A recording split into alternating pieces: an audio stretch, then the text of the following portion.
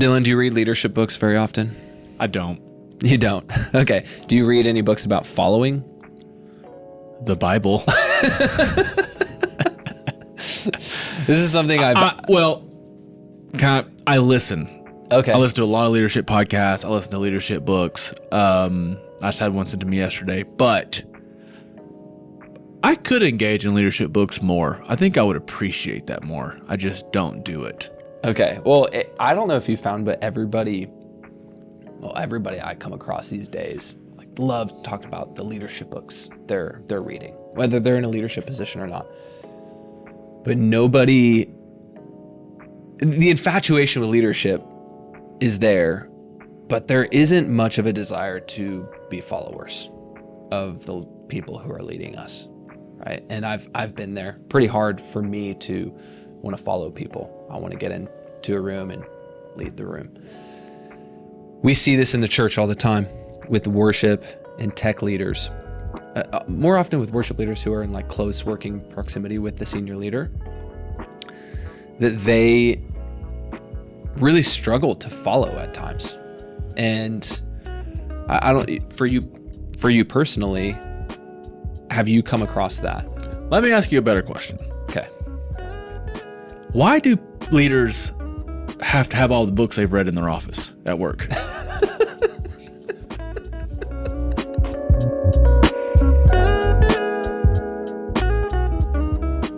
That's the better question. Yes. Here? Why is it the better question? Unpack that for me. I don't know why. It's not like they're in a meeting and they're like, great question. Let me roll back to my books here. Grab the book, open it up, go to the page that it answers so really, why did they do it? Dude, there's a stack. The funny part is there's a stack of books in that bookshelf right there. It would have been awesome if you would have gotten. No, underneath, in the bookshelf, there's a bunch of... Okay, but honest, why do people do it? And I'm going to wrap it up. Why do leaders put books in their offices? Because they read them. You have a book. No, they don't read them. It's so that people know that they have read them. You think that's genuinely... Yes. You don't think that's a subconscious No, I know it's a fact. I know it's factual. Okay. Because it's me. Actually, I think you're onto something. There is one book on my desk right now, and it's always in my office. And you're totally right. It's the No Rules Netflix book. I'm a huge fan of it. And I literally haven't opened it in years, but I have it there because I want people to know that I'm a huge fan of it. Maybe not that I've read it, but that I'm a huge fan of it. I think that's different though, because I just look at the big picture here and I go, why would a leader in his Zoom call need to show all of the books that he's read behind him?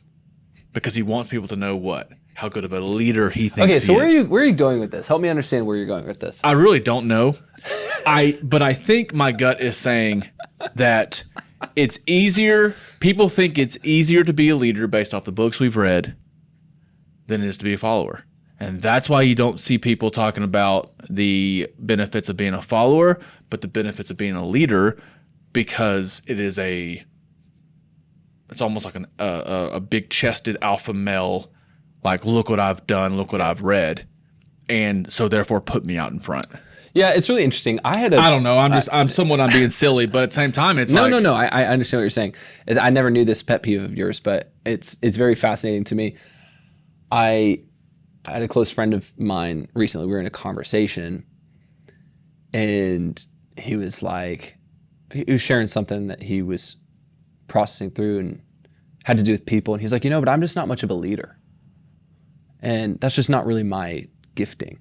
And I think 5 years ago, I would have heard that and would have been like, oh man, no, you're a leader. People want to follow you. And I think in the church, we have this idea that leader is, because they are in oftentimes in the church, higher authority, they have more decision-making ability. We often see them as better. That's an aspirational role because I want to make decisions. We all want to have more control, right?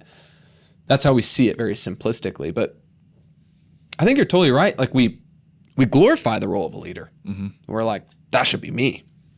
At the end of the day, some people are not supposed to be leaders. I agree. And not because they're But what we just said is not a common phrase. no, but it's like some people legitimately do not have the character traits to be a leader. That doesn't mean they're less than. It doesn't mean that they are less important to society or to the body of Christ. Like, I just, and let's define leader for a minute. Well, I was just getting ready to ask that question. Let's define leader. Yeah.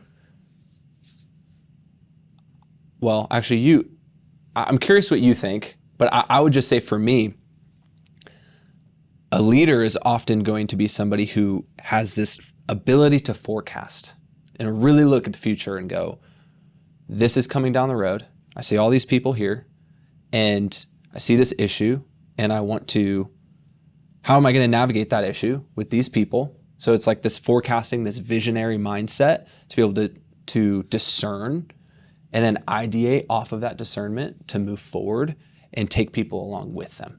Yeah. Right? Mm-hmm. Like that's what I see when I think of a leader. Mm-hmm. And so we're not talking about like, leading your neighbor and loving them.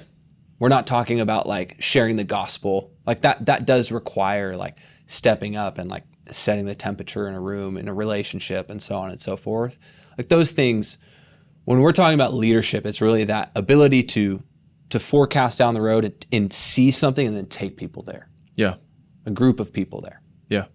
How would you describe it? Similar. I think leadership is influence. I really do. I think those who carry influence have the opportunity to be leaders and then take people from A to B. Okay, so how is influence though? Because I hear that, but in some ways I'm curious how, when you say leadership is influence, when I hear influence, I'm like, it's almost like a respect. Like I have respect for you, so you have influence over me. Mm-hmm. Like you could say something and it would change the way I think about something. Mm-hmm. So if somebody doesn't have influence, that to me sounds negative. So this is the argument of if everyone's a leader or not, or can be a leader or cannot be a leader. Because some would say everyone has influence over something or someone. Yeah. So say Jared, who works at church or serves in church, may not at the table carry influence at the table, but when he goes home, he carries influence over his kids and his wife. Yeah. So therefore it makes him a leader in his house. Yeah. So this is the argument to where everyone can or cannot be a leader. To dive into that a little bit more, I would say, sure. So the argument is one that everyone can be a leader, but the risk is that everyone can be a really bad leader. And that may be where we see ourselves in church work, in church world, is that because we believe, yes, everyone can be a leader because we believe leadership is influence. Yeah.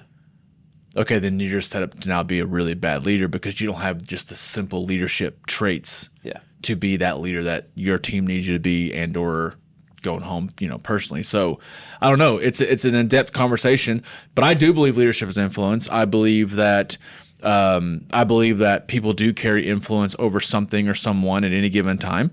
I believe it's all at different scales and different levels, obviously. But I believe it's in what you do with that influence is what makes you a leader or not. Can you move your family from unhealthy to healthiness? Can you be a part of moving your marriage from unhealthy to healthy? Can you be a part of making hard decisions financially, taking the church work in the real world work scene? Can you lead a team? Can you have harder conversations? Can you look at your team and go, hey, these are the goals that we need to hit our mission, our organizational goals. We're going to come together and do that, and this is how we're going to do it. What do you guys think? Let's go from A to B. It's how you also handle conflict. I think what makes an incredible leader are those that can handle conflict.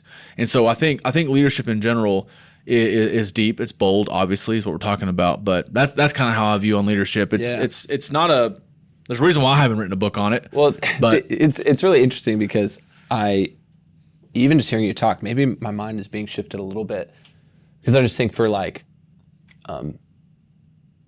really even just any man, like the biblical responsibility to lead their home. Mm-hmm. So like you have influence over your kids, mm-hmm.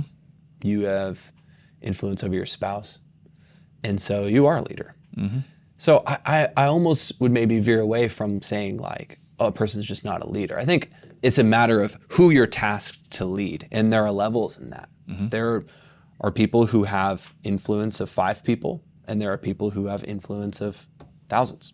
Yeah. And so there's a scale there. So that's really interesting. But So because of that, though, I think we can agree that there is such a thing as a good leader and a bad leader. there are definitely people who have responsibility and influence and don't take positive leverage of that responsibility they have. That would be Yes. a politically correct way to say. Yes. When you say bad leader, I hear, a person just not meeting the level of influence they have with a similar amount of intentionality, right? Is the way that I would see and it. too, like not to bring out the We're going leadership down a rabbit goat trail, but but I think this will help wrap this little section. But not to bring up the leadership goat Maxwell himself. I really do think, especially in ministry, because in ministry people really care about their titles. I really do think diving into the 5 levels of leadership Yeah. is a great tool to have. And here's the question you should always ask yourself as a leader. Am I a level 1 leader? And if I am, I need to work my way out of that, because a level 1 leader is a leader by title. Yeah. That's where it ends. Yeah. I'm a leader because you've given me the title of worship pastor. You've given me a title of executive producer. You've given me a title of worship leader. So therefore, I am the leader. And that is not leadership. Yeah. You're a level 1 leader. Yeah. You're a leader by title. No one's going to respect or follow a leader by title. We've all heard, if you have to go around telling people you're the boss, if you have to go around telling people that you're the final decision maker, you have to go around telling people that you're the worship leader, you're simply not. There's somebody else on that team that's leading that team, and they're doing it better than you are. Yeah. But Okay, they so don't have the title. So we've laid the groundwork for leadership and kind of our definition of leader here.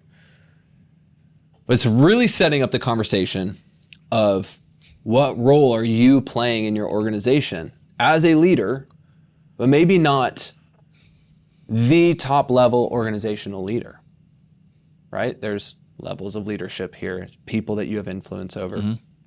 So something we hear very often, too often, is like, everything is great in my ministry, volunteers, everything is awesome, but me and my senior leader just do not see eye to eye. Like, he's always in my business, picking songs for the worship set, and I don't like it, or I don't like the way he's teaching, or whatever. We could get into all these various things that often can come across kind of petty in the dissension between maybe sometimes a senior leader and a worship pastor or somebody on tech staff.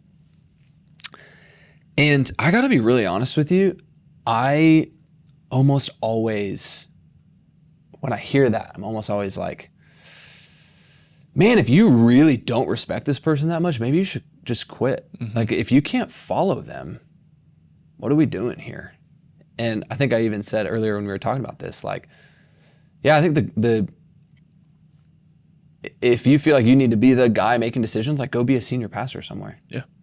Or go try to be. Yeah, or go try to be, right? Yeah. And that's kind of like my end. I kind of spoiled maybe where I would have ended, but I just want this to be practical and talk through some ways to maybe see some of those flags of, oh, I can't follow this person. And sometimes it's okay to say, I can't follow somebody. It doesn't mean that they're a bad person. It doesn't have to be so dramatic. Just say, like, yeah, I don't think it's the right fit for me to follow you. But anyways, we're going to talk about like 5 things that I think are really important to consider when you are following a leader, whether it's senior pastor, whether it's an executive pastor or somebody else.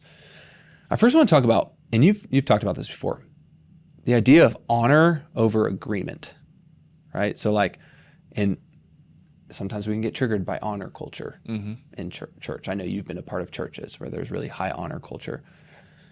But I want to know what you think, Dylan, about this idea of what does it look like to honor somebody while there might not be agreement? He's blank. He's like, I can't go there. No, that's a great question. And I think people know exactly what you're asking. I know what you're asking. Honoring someone. Okay, honor and respect are 2 different things. Honoring someone is hey, you know what? I signed that agreement, that staff agreement that I wanted to be on this team. I bought onto the mission and vision of this church. You are the pastor, or you are the worship pastor, or you're the production director. I believe that God works for all things good, and I believe that God has a plan for this place, and that plan right today includes you being in this role, in this title. Therefore, I honor you. Thank you for what you do. I'll get your back. We may disagree face to face, and when we leave this meeting, I honor you. Hey, we made this a decision. Spencer made this call. This is what we're doing. Yeah. But respect is a lot different in the sense of, you know what? Internally, I don't really respect you. I don't really respect your decisions for whatever history we have there or whatever mind you've put me in to make that decision mentally. But respect is one of those things and I'm not saying like go out and like disrespect. That's not honoring.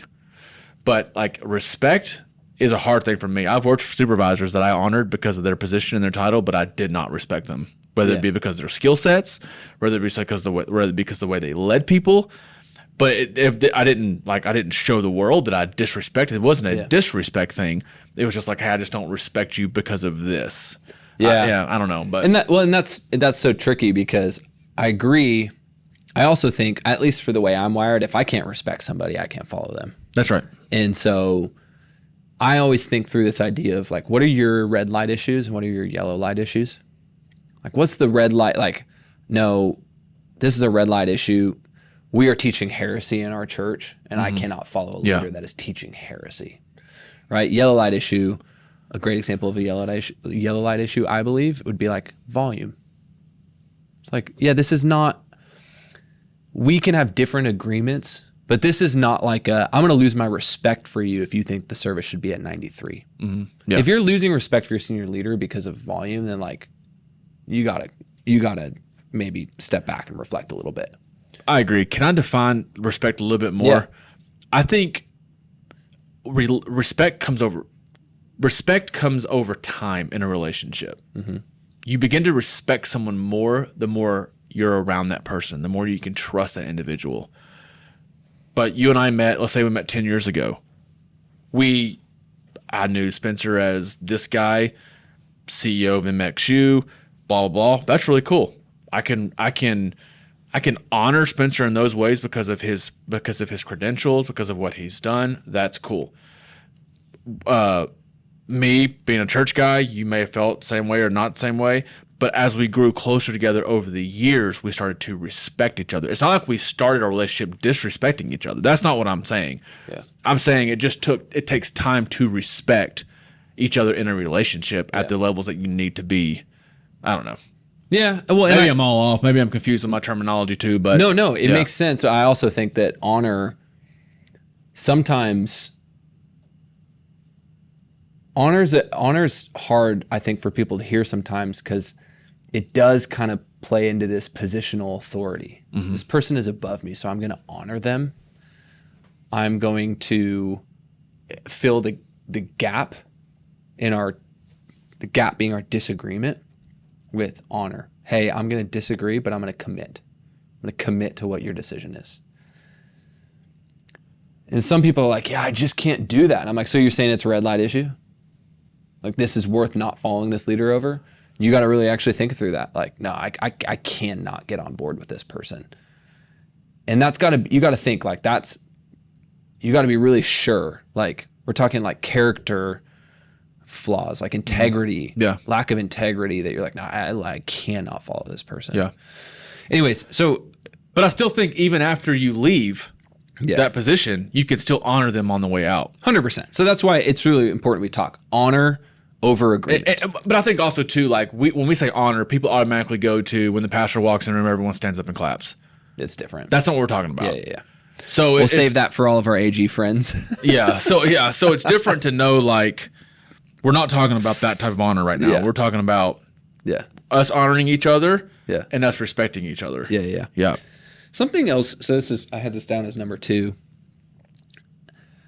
We oftentimes don't see our leaders as just like other humans who have needs and have blind spots.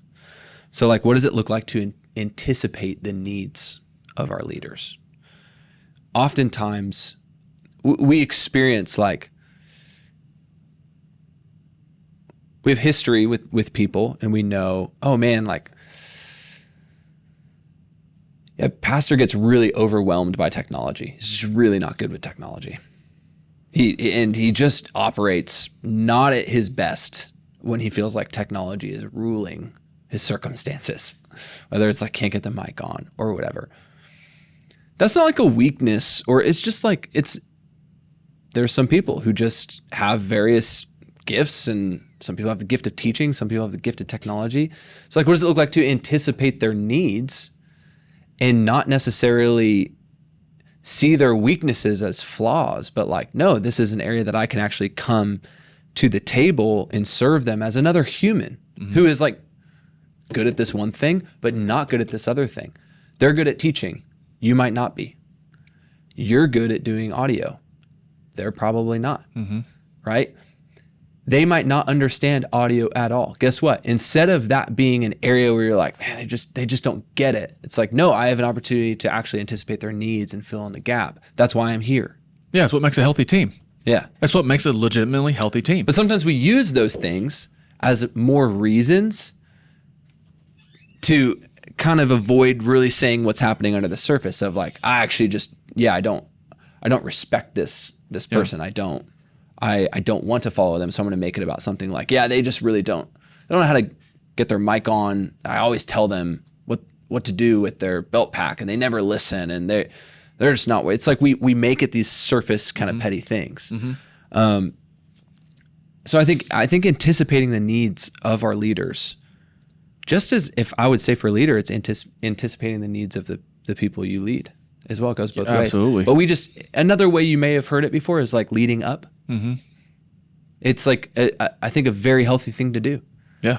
Just because they might be your boss, maybe they're responsible for setting the organizational vision, doesn't mean that you don't play a role in leading them in an area that you can contribute. Yeah. If you want to win your leader, just know what your leader values. Yeah. And make those a priority. You can have your priorities with your team, and your people need to know that you lead what you value. You need to know what your leader values. If your leader values these three things, make these three things a win in your leader's eyes, and you will get that respect back by your leader if you've lost it, and that leader will give you more responsibility because they see that you are focusing on making what they value a priority. Yeah. It's simple. Also, your team needs to know what you value. It doesn't matter, though, at any level of the organization, all of your values and everything that your team does with your leaders all the way down through those that you lead, that it is all hitting that organizational true north goal. If the goal is this, all of the values and all of the things that you do amongst your team have to go for that true north. Yeah. That's when you know you're a moving right, healthy team. Yeah. Yeah. So I also want to talk, I mentioned it a little bit before, the blind spots of our leaders, which every leader is going to have blind spots. And this idea of, I never did this well in most of the years of doing ministry, I haven't done this well, but like private loyalty. This idea of private loyalty, because it's really easy when you start to lose respect or you don't get your way in something, you go straight for their blind spots. Like, where are they blind? Where can they not see? And I'm going to expose those things. Whether it sounds evil, it's whether it's subconscious or not. Like, we just, as humans, we like to expose those things. Oftentimes first in private, right? Like in our homes with our spouse talking like, I can't believe they did this. I can't believe they did this. Instead of just recognizing them as a blind spot and practicing private loyalty. What we say in private, even just in our own, by ourselves, often dictates the posture and how we protect our leaders' blind spots, right? So this idea doesn't necessarily mean you're enabling like their dysfunction. We're not saying like, oh, they have blind spots, so just like enable them and don't ever say anything. But it does mean you kind of have to choose how you're going to bring feedback into the situation, are you going to say anything? Is your feedback just going to be in your home in a feedback loop? Or is the feedback ever actually going to make it to the leader over their blind spots? And that's something that just rarely gets happened. Is we're like, oh, am I going to lose my job? Guess what? You might lose your job and you might be better for it. Yeah. If they're the type of leader where you give feedback and you did it in a God-honoring way and an honoring way to that leader, and they're like, well, you don't have a job here anymore, then dude, congrats. You just you just leveled up. Yeah. I agree. So and it's also too, like when it comes to leadership, it is all very relationship heavy. If you don't have that type of relationship with that leader, they may not receive that feedback very well based off of the way you deliver it. yeah. If you have a relationship with your leader and you're friends and you get it when you're a friend, you get it when he's a boss or she's a boss or you're the employee or the employer or whatever.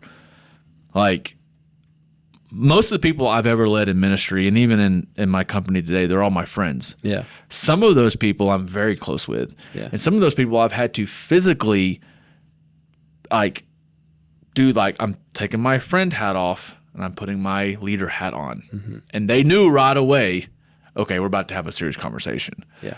But then I would take that leader hat off and put my friend hat back on after we decided what decision needed to be made in that little conversation that more than likely was a little heated. Yeah. And where are we going to play golf? Oh, let's go here. Yeah. Like we just get it. Like some of those guys I had to be visual with to make sure they knew. Like in the day, we're still homies. We're still friends today, although I'm not your boss anymore. But so that was based off a relationship. Mm-hmm. At any time, that individual on my staff could come to me and give me feedback, and I received it well because of the relationship we had. Yeah.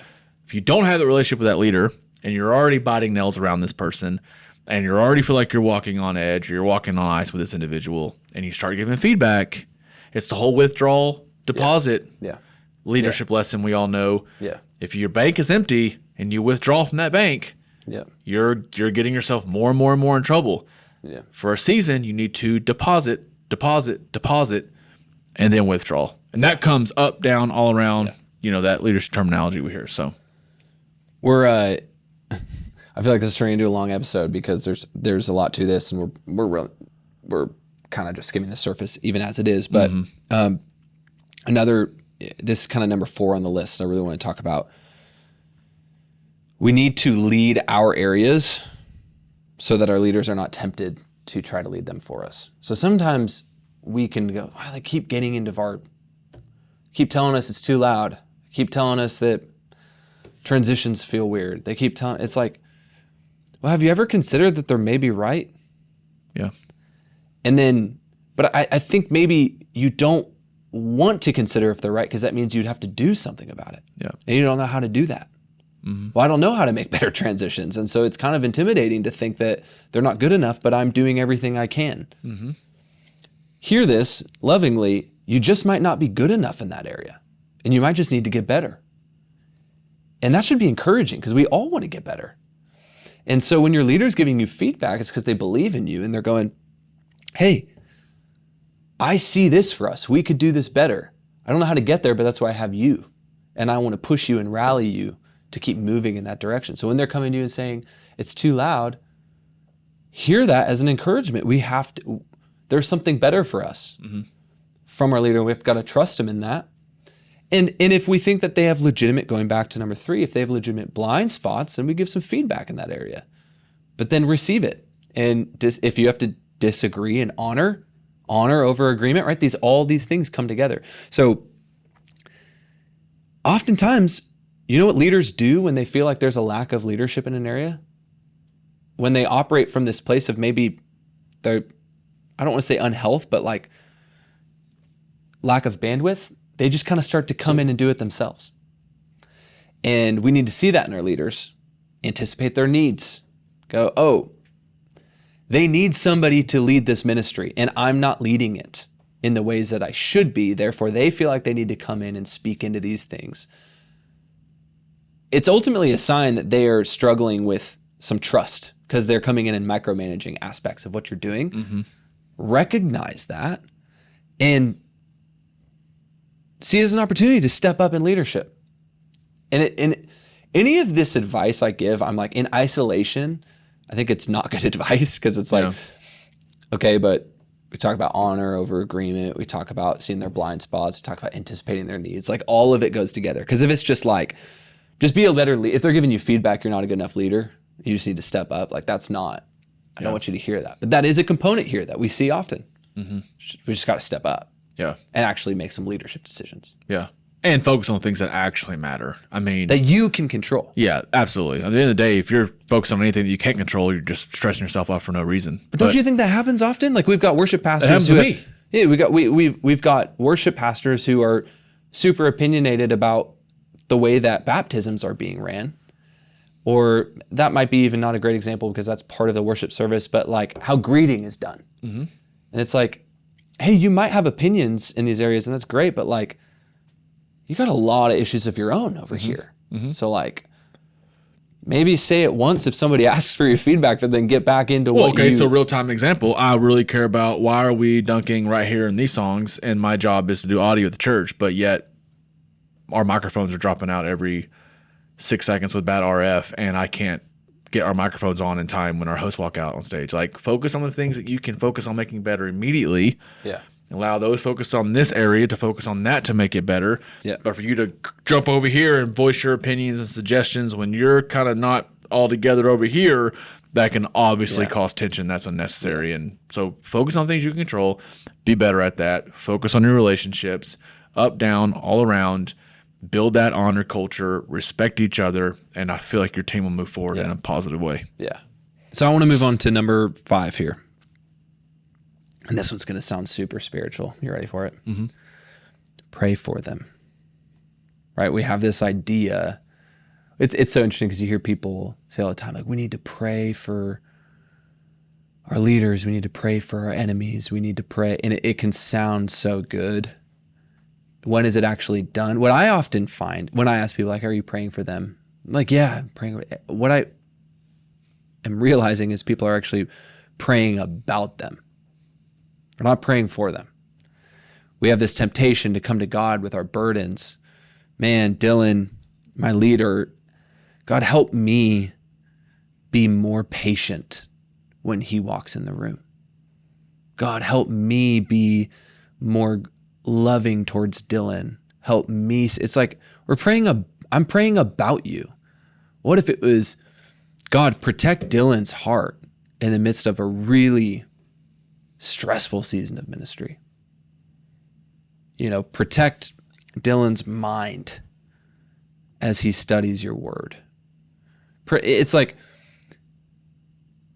when we take that angle, it really there's no direct benefit to us. So it doesn't feel super great in our human perspective. But I think there's so much power in prayer alone, but also it brings us back to that recentering point of, oh, this is my brother or sister in Christ. This is somebody that we are on the same team. And we both submit to the same authority. He may be like earthly authority in some ways, positional authority, but like we both submit to the same eternal authority, right? Mm-hmm. And it changes the posture of our heart and how we pursue those people and how we engage with them on a day in, day out basis as we work together. Don't you think? Yeah, absolutely. I mean, it's got to be the core of everything we do. Prayer, that spiritual foundation. I mean, for some reason, I want to go back to, control what you can control, like we talked about earlier. And I know that sounds simple, but man, when you actually believe that, a lot of stress is just lifted off of your chest, your arms, your shoulders, whatever. That, man, what I can control is that I can control my prayer life, and I can pray for this individual in the moment of, as we know, ministry is seasonal, and there's some seasons of ministry where, man, it is just back to school comes in August, and everyone's uptight. It's the biggest, attended weekends. Everyone wants it to be done right. Those first impressions matter back. Routines happening back with families. It's right out of the summer, and so it's a very stressful time for a lot of churches. Bad fall season, it's very stressful. But we know in the summertime, it's not as stressful. And so got to know your seasons of life too, know where people are at, know where they're journeying, pray for those individuals. And I agree with exactly what you're saying. It's good. Well, I want to wrap up. I guess my challenge to you would be to, in this, if you find yourself resonating with anything we've talked about here, in disagreement with your pastor, or maybe you're even struggling with some respect and you're navigating that or lack of respect that you have, I would challenge you to bring your pastor into your ministry a little bit. And when I say a little bit, what that means is like, hey, maybe you have like a team night coming up. What would it look like to invite your pastor to come to the team night and like do a little bit of vision casting for your team and partner with you as you lead your team? And there's this temptation when we're struggling with our senior leader to push them away. But what does it look like to pull them a little closer? And you may come to the realization quicker that it is time for you to move on because you can't follow this person, or you come to a quicker realization that, no, this person is worth following and I need to take some steps in that direction. But I think it's that in-between ground where we don't really want to address it or do anything about it. And we can get stuck there for months, sometimes years. Mm-hmm. And so that would be my encouragement to you in just building that shared language and shared culture with your leader, senior pastor, executive pastor, whoever your leader is.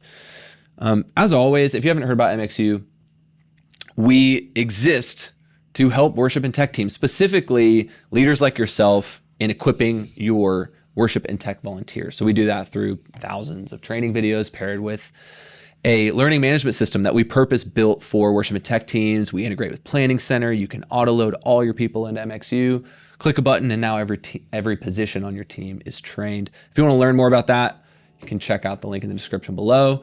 We also have a ton of free resources, team night guide, volunteer feedback guide, tons of resources for free that we'll link in the description below as well. Thank you for joining us. As always, we hope to see you next time.